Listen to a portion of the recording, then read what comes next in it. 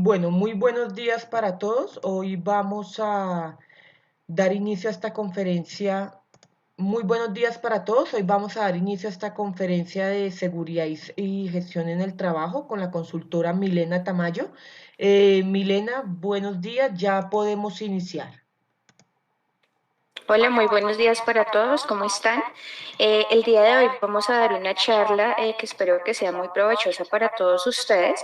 Vamos a hablar puntualmente de lo que es el censo de riesgo individual ante el COVID-19, que es una actividad que va anexa al sistema de gestión de seguridad y salud en el trabajo y que todas las empresas, independientemente de su sector económico, de las actividades que realicen, deben aplicar a toda su población trabajadora.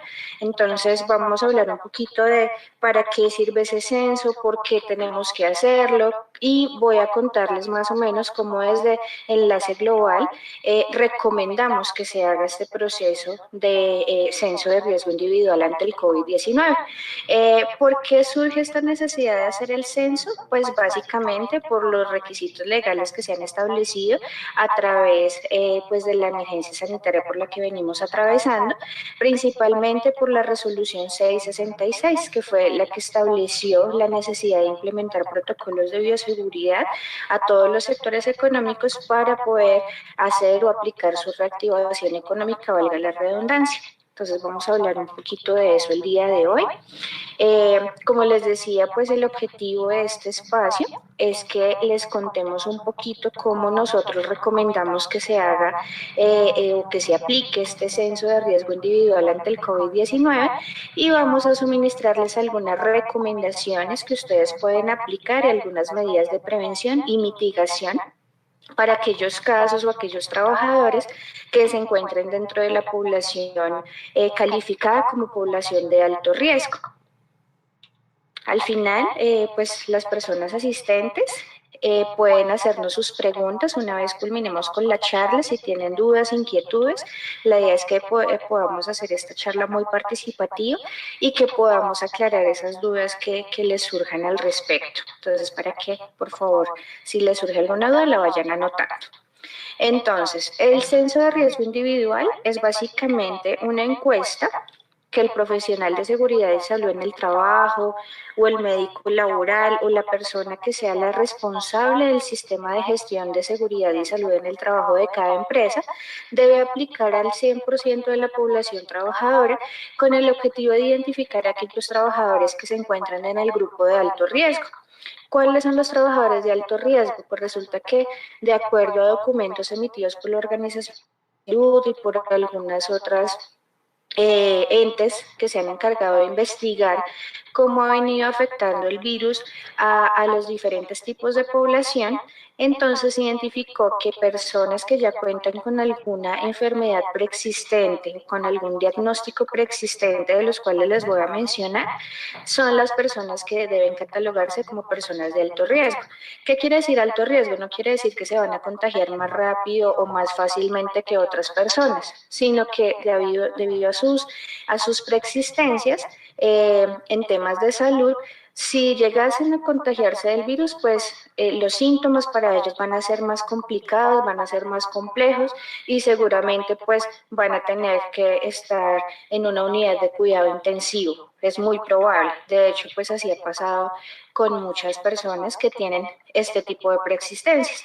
¿Qué preexistencias son? En primer lugar, personas con diabetes, ya con la enfermedad diagnosticada como tal, personas con enfermedades pulmonares como de pronto EPOC o como de pronto asma o alguna deficiencia respiratoria, personas con hipertensión arterial, personas con enfermedades cardiovasculares, personas con cáncer, cualquier tipo de cáncer, personas con deficiencias en los riñones o en el sistema urinario, personas con obesidad o con sobrepeso y personas con VIH. Estas son solo algunas de las enfermedades, de las más conocidas, pero hay otro grupo también de enfermedades que puede catalogar a los trabajadores como de alto riesgo. Decidimos hacer esta charla porque muchas empresas nos han preguntado, bueno, pero ¿yo qué hago si tengo personas con esa condición, o sea, que no pueden trabajar? Pues la respuesta es que no es que no puedan trabajar, pero sí se deben generar estrategias para que se realice trabajo en casa. Estas personas, por su preexistencia médica, debido a lo que les contaba ahorita, que tendrían un riesgo mayor en caso de ser contagiados de COVID-19, se deben generar las estrategias necesarias para que ellos estén expuestos al riesgo de contagio lo menos que sea posible. En ese caso, la principal estrategia sería, en primera medida, el trabajo en casa.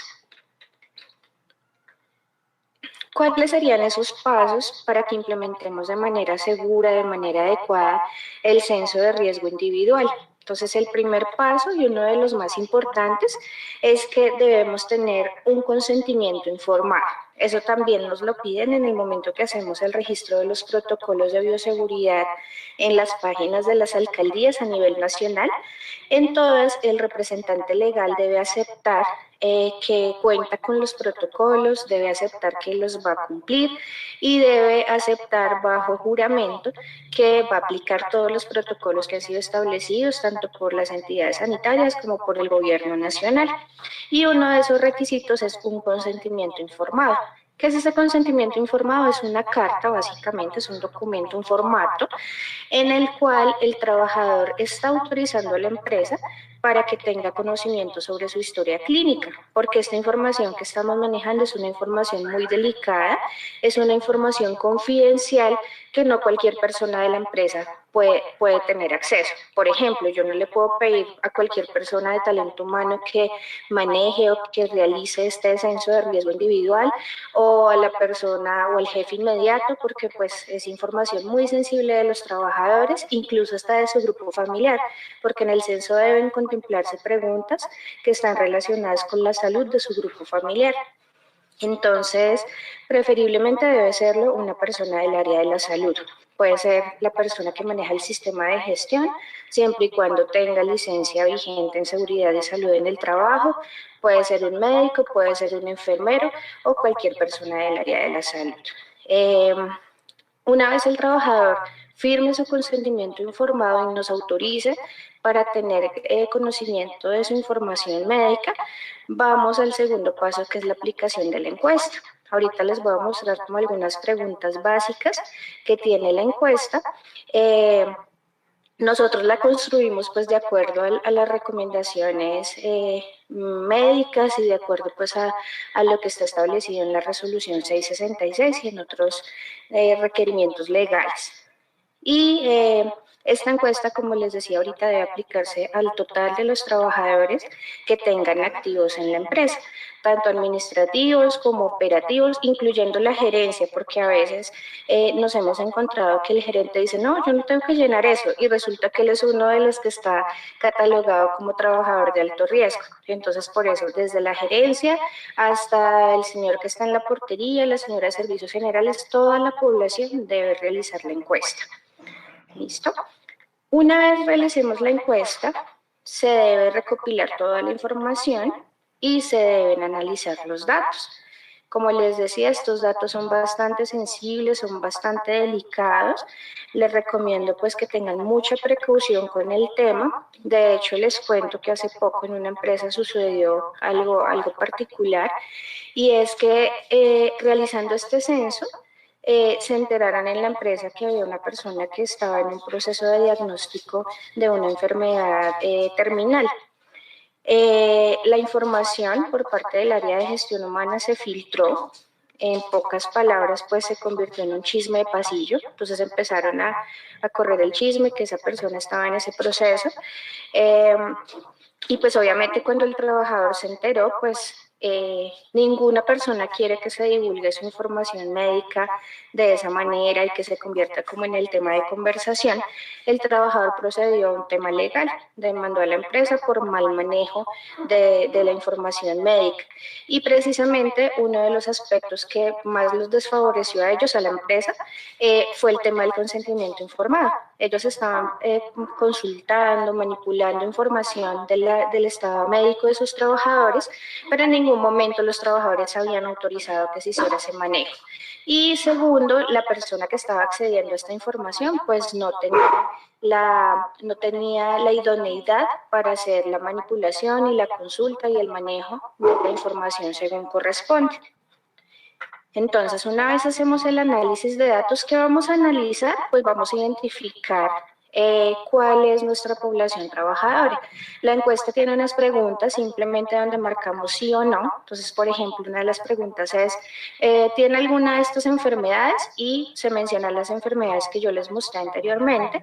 El trabajador marca si sí o si no. Y no es solamente si el trabajador me dijo que tiene hipertensión, entonces ya lo tengo que poner en trabajo en casa, no. Esta información se tiene que confrontar y se tiene que validar con otras fuentes de información, que ahorita ya les cuento cuáles son las demás fuentes de información que debemos tener en cuenta para que pues este análisis sea efectivo y sea específico pues para esa población trabajadora. Y no, pues que vayamos a realizar como reubicaciones, como algunas estrategias para personas que realmente no lo ameriten, porque también se ha presentado eso en la experiencia que hemos visto con varias empresas. También hay trabajadores que exageran y dicen, no, yo tengo todo, yo estoy enfermo de todo y yo necesito que me dejen trabajando en la casa. Y al validar resulta que no, la persona pues realmente no tiene ningún diagnóstico, ninguna enfermedad preexistente, solamente que pues tiene miedo, se siente insegura y prefiere trabajar desde su casa. Pero entonces por eso este análisis se debe hacer muy bien. Ahorita les hago las recomendaciones, pero una de las principales recomendaciones es que se apoyen mucho con la IPS con la que realizan los exámenes periódicos, tanto de ingreso como periódicos, que el médico ocupacional los apoye realizando la validación de los casos, pues para que ustedes tengan la tranquilidad, tengan la seguridad que están haciendo pues un buen proceso y que las reubicaciones o las personas que se definan en trabajo en casa pues realmente sean las que lo necesiten y no que se nos vaya a filtrar ahí algún trabajador que solamente quiere pues quedarse en la casa. ¿Listo? El cuarto paso es ya establecer las medidas de control y los planes de acción, que era parte de lo que les estaba mencionando. Entonces es definir, de acuerdo a la población trabajadora que sea identificada como de alto riesgo, definir cómo vamos a hacer esa estrategia, cómo vamos a asegurar que la persona pueda hacer un trabajo desde casa. Y este es un trabajo pues más arduo, principalmente para los cargos operativos, porque los cargos administrativos pues prácticamente que ya se viene haciendo. Casi todas las empresas a nivel nacional lograron migrar que su trabajo administrativo las personas lo hicieran desde su casa y viene funcionando bien. Pero se convierte en un reto cuando son empleados del área operativa. Por ejemplo, una persona de servicios generales, una persona de seguridad privada, una persona del sector de construcción. En fin, ahí el reto se vuelve más grande.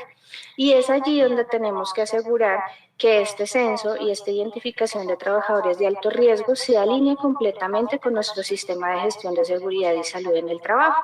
En este caso, las empresas deben contar, sobre todo las empresas de más de 50 trabajadores, deben contar con un documento que se llama el Programa de Rehabilitaciones Médicas, que ahorita ya les voy a contar un poquito más de qué se trata ese programa y cómo vamos a cumplir los resultados del censo de riesgo individual teniendo en cuenta ese programa. Acá yo les tengo un ejemplo. Ya hicimos el consentimiento informado, ya aplicamos la encuesta y acá en el análisis de datos voy a mostrarles un poquito cómo, qué tenemos que hacer con esos datos. Entonces, en primer lugar, vamos a identificar a los trabajadores de acuerdo a su rango de edad.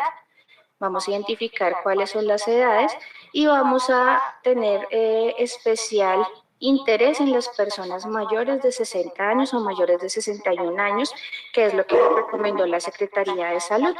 Entonces, en este caso, para este ejemplo que yo tomé, si se fijan acá, tenemos dos personas que están en ese grupo de alto riesgo, dos personas que son mayores de 60 años. dos personas que son mayores de 60 años, de 61 años, perdóname.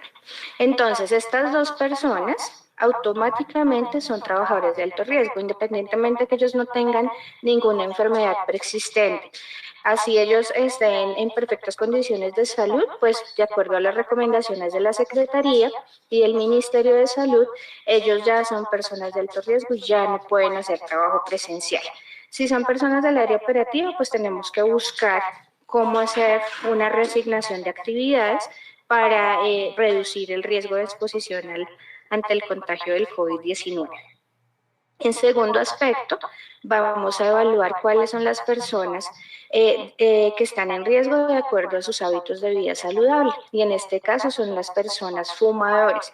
Las personas fumadoras activas también se convierten en un foco importante y también tienen un riesgo alto, pues debido a que por la actividad, por su hábito de fumadores, pues van a tener deficiencias en el sistema respiratorio que los hacen un poco más sensibles ante pues el contagio del virus. Están acá también las personas con las enfermedades preexistentes, como las que mencionábamos ahorita, hipertensión, enfermedades del sistema respiratorio como por ejemplo rinitis, hipotiroidismo, enfermedades pulmonares, glicemia, diabetes, enfermedades renales, enfermedades cardiovasculares. Entonces acá tenemos que identificar todos esos trabajadores que tienen un diagnóstico o que tienen una enfermedad preexistente. Y por otro lado vamos a identificar de acuerdo al peso, al índice de masa corporal, al peso y a la estatura de cada trabajador, debemos identificar si tenemos trabajadores en sobrepeso o trabajadores en obesidad. ¿Cuáles son los más críticos y los que catalogamos nosotros directamente como personas de alto riesgo? Las personas obesas? La obesidad se da cuando el índice de masa corporal está por encima de 25.5. Entonces, en este ejemplo tenemos 22 personas con obesidad. Ya analizados los datos y ya identificados nuestro grupo de trabajadores que son foco de aplicación de las medidas de control, en este caso ya los tenemos plenamente identificados, vamos a empezar a hacer el proceso y a unificar ese diagnóstico o ese análisis que hicimos con el programa de reubicación médica laboral. Este programa pues hace parte del sistema de gestión de seguridad y salud en el trabajo. Las empresas que no lo tengan, pues en cualquier momento nosotros los podemos apoyar, los podemos asesorar o también se pueden apoyar con su IPS, la IPS con la que realicen los exámenes médicos ocupacionales. Ya identificado nuestro grupo de trabajadores, estos trabajadores que tengo acá que están dentro de la población de alto riesgo de contagio, perdón, no riesgo de contagio, sino riesgo ante el contagio. Ahí hay que corregir eso porque está mal dicho. Si alguna de estas personas, por ejemplo, tengo estas dos personas que tienen 61 años, pero resulta que no, 61 años tienen que estar en la casa, indiscutiblemente. Con ellos no puedo hacer nada más. Estas dos personas, un ejemplo, que son fumadores, pero pues en su estado de salud no tienen ninguna afectación actualmente. Resulta que estas dos personas, pues los dos tienen su vehículo particular o motocicleta, se desplazan en su vehículo propio. Ninguno de los dos, pues de acuerdo a los horarios que ha establecido la empresa y de acuerdo a las actividades, pues está en aglomeraciones en ningún momento en su sitio de trabajo.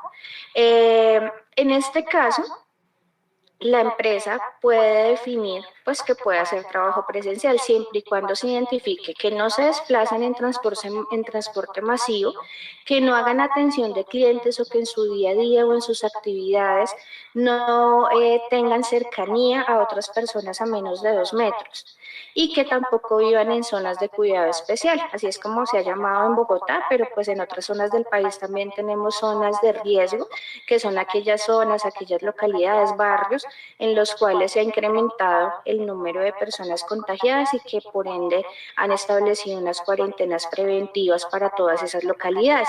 Entonces, si esa persona, por ejemplo, si estos dos fumadores que tengo acá no se desplazan en transporte masivo, no atienden clientes ni tienen contacto en su jornada laboral con otros trabajadores a menos de 2 metros y no viven en zonas de cuidado especial, en este caso, pues ellos sí podrían estar haciendo trabajo presencial porque no tienen un riesgo representativo, por decirlo así, pero solamente si podemos como empresa asegurar que se cumpla pues con estas recomendaciones.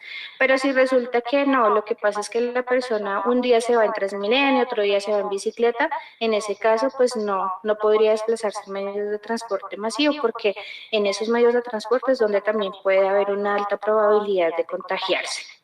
Hasta ahora, de acuerdo a lo que ha establecido el gobierno, esta cuarentena para estas personas catalogadas como de alto riesgo de contagio de COVID deben permanecer en trabajo en casa hasta el 31 de agosto del 2020, es decir, un poco más de 2 meses, casi 2 meses y medio, porque todavía nos falta bastante para esa fecha. Debemos tener en cuenta que hay una gran diferencia entre el trabajo en casa y el teletrabajo. Son dos cosas completamente diferentes. Hay normatividad diferente para los dos aspectos.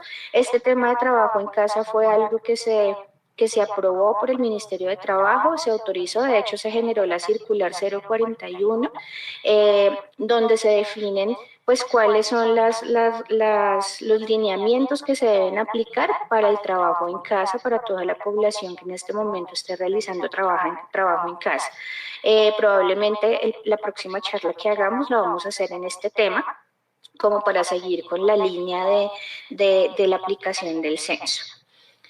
Entonces, si ya definitivamente, por ejemplo, de estas 22 personas que son obesas, tengo un grupo que no usa Transmilenio, no atiende clientes, ni está en contacto a menos de 2 metros, ni tampoco vive en zonas de alto riesgo, entonces con ellos lo podemos manejar. Pero resulta que tengo una persona que cumple con todas las anteriores. Esa persona se transporta en Transmilenio todos los días o en un servicio de transporte masivo, dependiendo de la ciudad, atiende clientes o atiende personas dentro de su jornada laboral y adicionalmente vive en una zona de riesgo de contagio. Entonces, en ese caso, para ese trabajador particular, tengo que aplicar o generar estrategias para hacer el trabajo en casa. No hay otra opción. ¿Qué pasa si yo como empresa incumplo con alguna de estas medidas? Primero, pues puedo tener multas y sanciones económicas. Segundo, recordemos que ya el COVID-19 fue reconocido como enfermedad laboral. En este caso son las ARLs, las administradoras de riesgos laborales, las que están reconociendo tanto las incapacidades como las indemnizaciones o las prestaciones asistenciales y económicas a las que haya lugar en el caso que un trabajador sea contagiado de COVID-19. Entonces, en este aspecto, si algún trabajador se contagia, y nosotros vamos a hacer el reporte a la ARL, debemos manejar el caso tal cual como si fuese una enfermedad laboral o un accidente de trabajo. Tenemos que hacer un proceso de investigación del evento para identificar si el trabajador se contagió en el trabajo o si el contagio se dio por parte de su núcleo familiar o si resulta que es que el trabajador hizo otras actividades como por ejemplo ayer el día sin IVA, que ustedes se dieron cuenta que fue un caos en muchas ciudades y en muchos almacenes del país. Entonces, no, resulta que es que el trabajador se fue al día sin IVA y se contagió porque en el trabajo no hay riesgo de contagio de acuerdo a las medidas que ha aplicado la empresa. Entonces, por eso se debe hacer una investigación, se deben adjuntar los soportes del cumplimiento de los protocolos de bioseguridad y pues todos los soportes que la empresa tenga relacionados. Si la ARL evidencia que la empresa no ha aplicado las medidas que debía aplicar y que de hecho el representante legal se comprometió cuando se registró en la página de su alcaldía para la reactivación económica, en ese momento la ARL puede negarse a cubrir el evento. Entonces, en ese caso, ¿qué creen que va a pasar? Pues que la empresa debe hacerse responsable de todos los gastos, de todas las prestaciones asistenciales y todas las prestaciones económicas a que se dé lugar.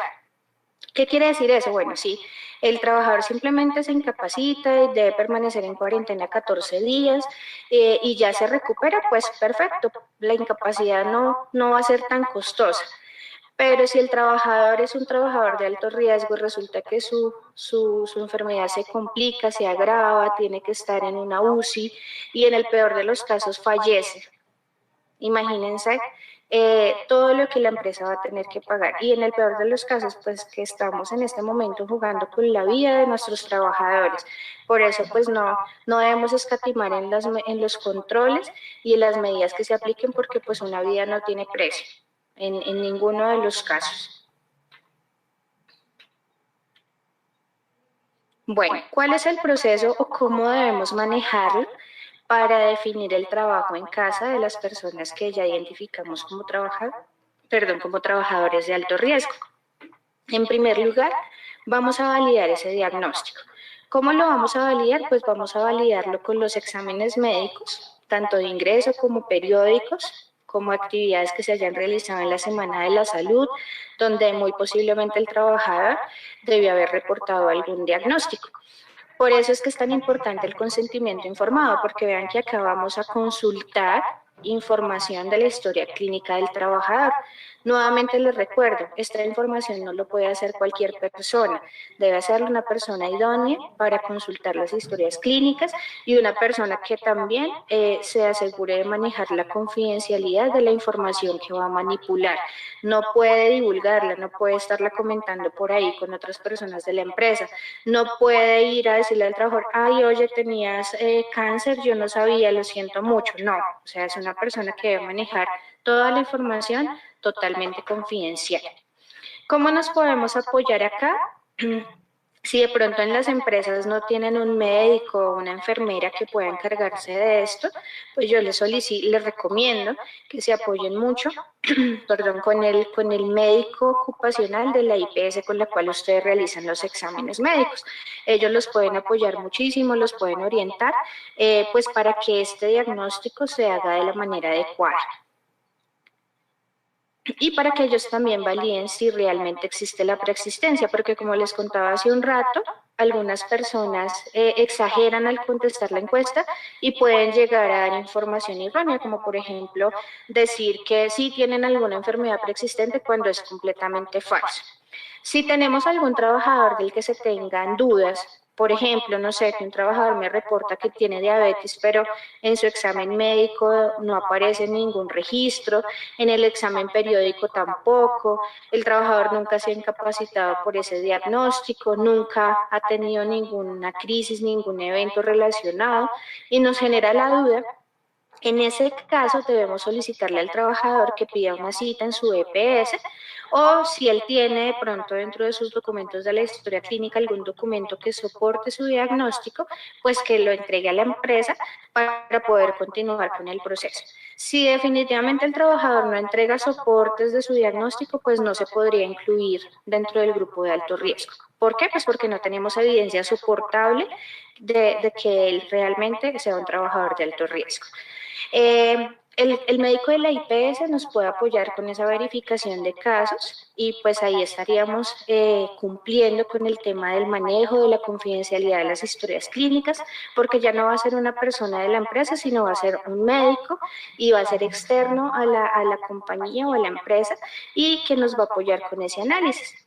Simplemente se le envía como la información de la encuesta y se le pide al médico que versus pues la información que tenga él en las historias clínicas de los trabajadores, valide si realmente esas personas están o no están en el grupo de alto riesgo y de igual manera ellos nos van a dar unas recomendaciones muy valiosas para poder continuar con el proceso. Posteriormente, ya cuando hayamos segregado, muy seguramente acá cuando veíamos los resultados del diagnóstico, un ejemplo, me salieron 30 personas, un ejemplo, catalogadas como de alto riesgo, pero al hacer este análisis con el médico ocupacional, el grupo se me disminuyó a 20, por ejemplo. Entonces ya con esos 20 trabajadores debo fortalecer el trabajo en casa. Debo generar las estrategias, los medios, lo que sea necesario para fortalecer el trabajo en casa. Vamos a hablar en ese caso de la señora de servicios generales o el señor de seguridad privada, que por sus actividades pues es difícil o es casi que imposible que realice su trabajo en casa. En ese caso específico es el que vamos a recurrir a nuestro programa de reubicación o readaptación médica laboral. En ese aspecto, pues la persona que tiene un riesgo, que tiene una enfermedad preexistente, que ya sabemos que si se llega a contagiar de COVID-19, pues va a tener un riesgo adicional, pues no puede exponer a ese trabajador, no lo puedo exponer. En ese caso, tengo que recurrir a algo que se llama la readaptación laboral. Entonces, la señora de servicios generales, ella se encarga pues de mantener organizado, limpio, aseado pues todos los puestos de trabajo. Desde su casa no lo va a poder hacer, pero en ese caso, con la readaptación laboral, la empresa está en la obligación de reasignarle otra tarea u otra actividad que ella pueda hacer desde su casa o que pueda hacer desde la oficina siempre y cuando no tenga riesgos de los que hablábamos ahorita. El riesgo del transporte, el riesgo de atender personas o el riesgo de la zona donde vive.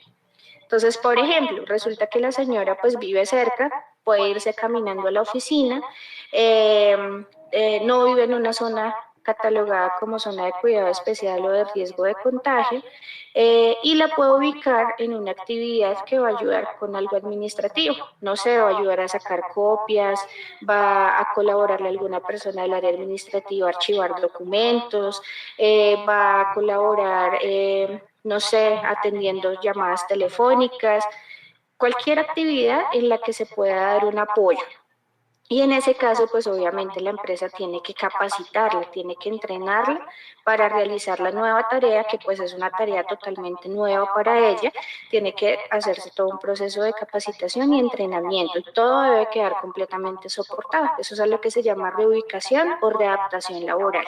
Un trabajador que ya no puede ejercer sus funciones por alguna recomendación o restricción médica, yo no lo puedo despedir, no le puedo terminar el contrato porque es una persona que está en un fuero de salud. ¿Qué quiere decir eso? Que no la podemos dejar desprotegida laboralmente, a menos que sea con un permiso del Ministerio de Trabajo. Pero de acuerdo a mi experiencia, les cuento que es muy poco probable que el Ministerio dé autorización para despedir a una persona que tenga ya un diagnóstico preexistente. O sea, es muy poco probable, a menos que sea por justa causa y que las causas sean algo pues grave, no sé, que se presentó un robo, que se presentó una estafa, no sé, cosas ya de extrema gravedad. Entonces, en este caso, eso es la readaptación laboral, o sea, como yo, como la empresa pasa una persona pues de una actividad operativa prácticamente a una actividad administrativa o puede ser otra actividad operativa pero que disminuya el riesgo que se viene presentando. Luego viene el tema de capacitar al personal, así sea personal administrativo que vamos a definir el trabajo en casa, entonces debemos capacitarlo porque en casa también hay algunos riesgos. Resulta que si el trabajador no tiene una oficina, no tiene un escritorio adecuado para hacer su trabajo y resulta que él trabaja desde la cama o desde la sala o desde el comedor, pues también hay probabilidad que tenga exposición a riesgo biomecánico. Si las condiciones locativas de su casa no son las adecuadas, pues también hay riesgo de que se pueda accidentar. Y en este sentido, en la circular 041, donde se definieron las medidas y las recomendaciones para el trabajo en casa, está dispuesto que los empleadores deben identificar o deben actualizar su matriz de peligros y riesgos para los trabajadores que están trabajando desde su casa, es decir, que se debe analizar esos peligros, esos riesgos, deben generar metodologías y estrategias para minimizar y para controlar los riesgos a los cuales se encuentran expuestos. Y el último paso es el seguimiento. Entonces, una vez ya tenga mis trabajadores realizando trabajo desde casa o los que tuvo que reubicar o readaptarles sus actividades laborales, no es que ya esperemos el 31 de agosto, no, se tiene que hacer un seguimiento periódico por parte del personal médico, por parte del profesional en seguridad y salud en el trabajo, para que se valide cómo va el desempeño de esta persona, porque igual recordemos que el trabajador también puede contagiarse en su casa por las demás personas de su núcleo familiar, no es solamente el entorno laboral lo que hace pues que esto sea un poquito más complejo. Entonces, por esa razón se debe hacer el seguimiento constante. Igual se le debe recomendar a la persona que si está haciendo trabajo desde casa porque tiene un riesgo, una enfermedad preexistente, pues él también tiene unas funciones y unas responsabilidades, porque no quiere decir esto que entonces el fin de semana se vaya de compras o se vaya a un centro comercial o se vaya a visitar a un familiar en Transmilenio. No, o sea, el trabajador también debe cumplir con unas responsabilidades, porque si no, pues los esfuerzos que hace la empresa por reubicarlo, pues van a ser en vano.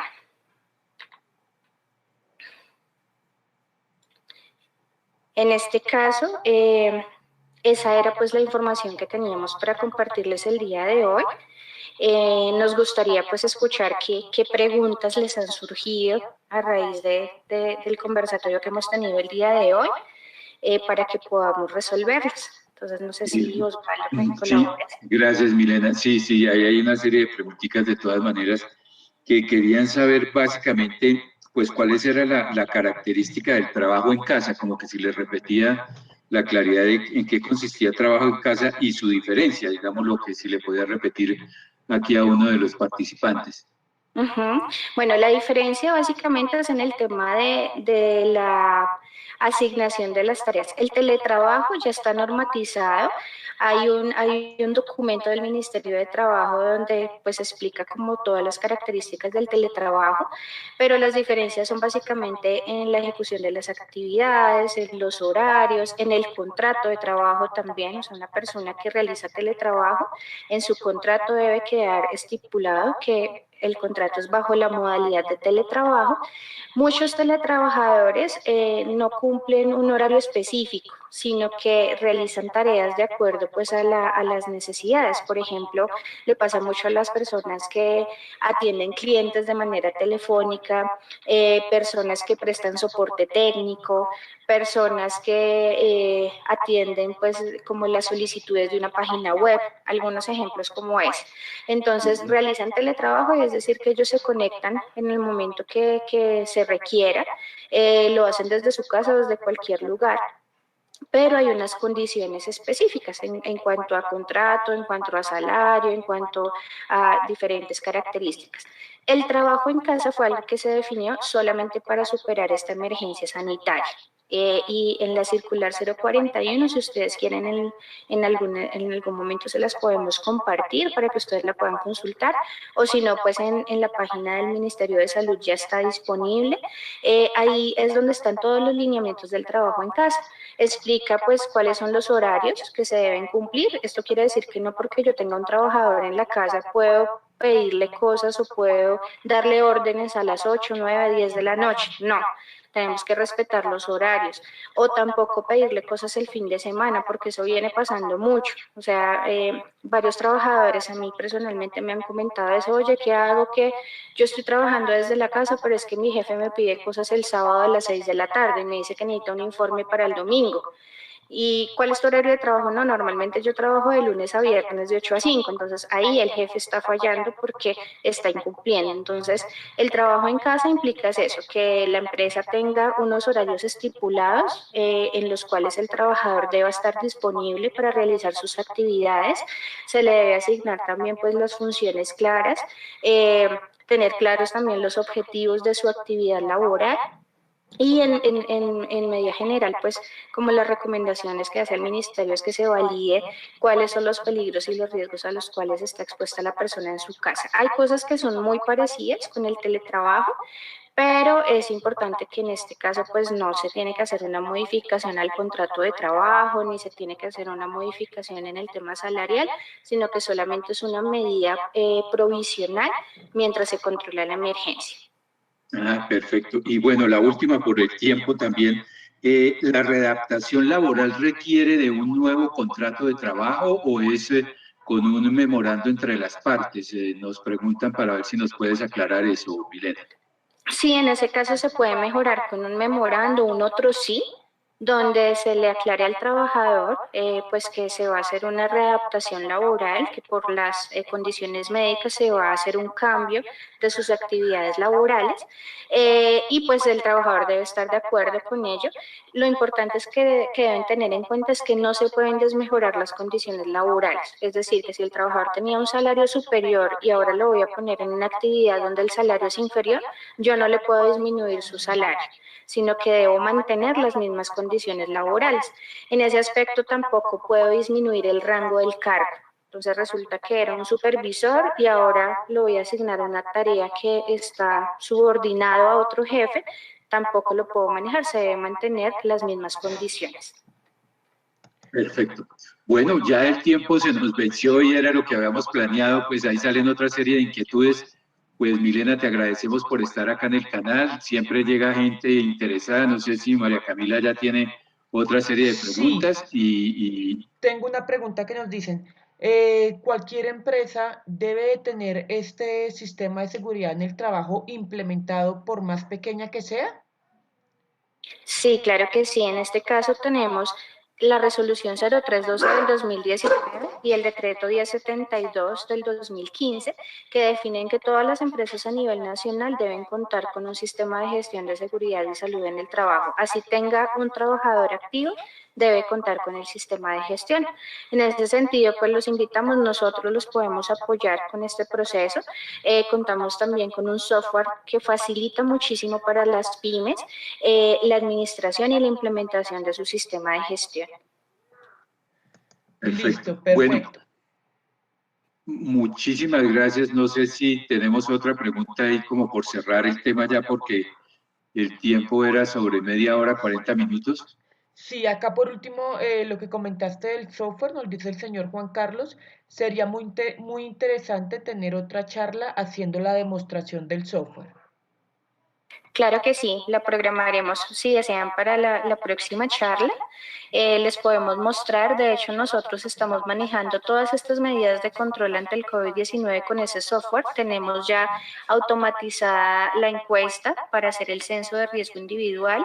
Tenemos una lista de chequeo para verificar que en los centros de trabajo se cumplan con las medidas establecidas en el protocolo y tenemos el registro de condiciones de salud, donde todos los trabajadores pueden ingresar a un enlace, reportan sus condiciones diarias de salud y en el caso que un trabajador reporte que tiene algún síntoma, por ejemplo, si yo reporto que tengo fiebre, a la persona que la empresa autorice o designe para esa labor, le va a llegar un correo electrónico indicándole que la persona tiene alguna sintomatología para que se aplique pues el protocolo en caso de tener personas sospechosas o con sintomatología relacionada a COVID-19. Entonces, claro que Perfecto. sí, la próxima charla lo hacemos. Aquí tenemos una última pregunta. Si después de esta emergencia la empresa decide dejar empleados en casa, entonces se debe pasar de trabajo en casa a teletrabajo. ¿Nos puedes recordar la normatividad de teletrabajo, por favor? Sí, sería importante que si definitivamente lo deciden, o sea, si la empresa decide que les ha funcionado el trabajo en casa y lo van a continuar haciendo, esa sería una buena recomendación, que lo pasen a modalidad de teletrabajo. No recuerdo ahorita en este momento cuál es el documento del Ministerio de Trabajo, pero ya se los vamos a dejar en los comentarios del video para que lo puedan consultar. Perfecto. Y la última, qué Perfecto. pena. ¿Se les debe exigir a los trabajadores descargar y diligenciar la plataforma Corona App?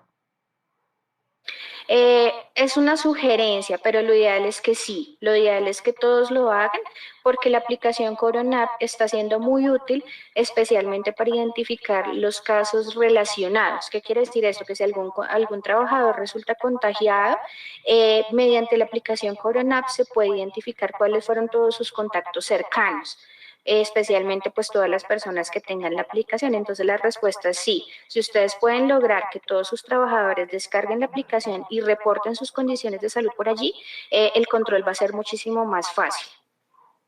Listo, Milena, perfecto. Muchísimas gracias a todos por participar. Nos vemos en una próxima ocasión y feliz fin de semana. A ustedes Gracias, muchas gracias, gracias que estén muy Milena, que bien. estés muy bien, gracias.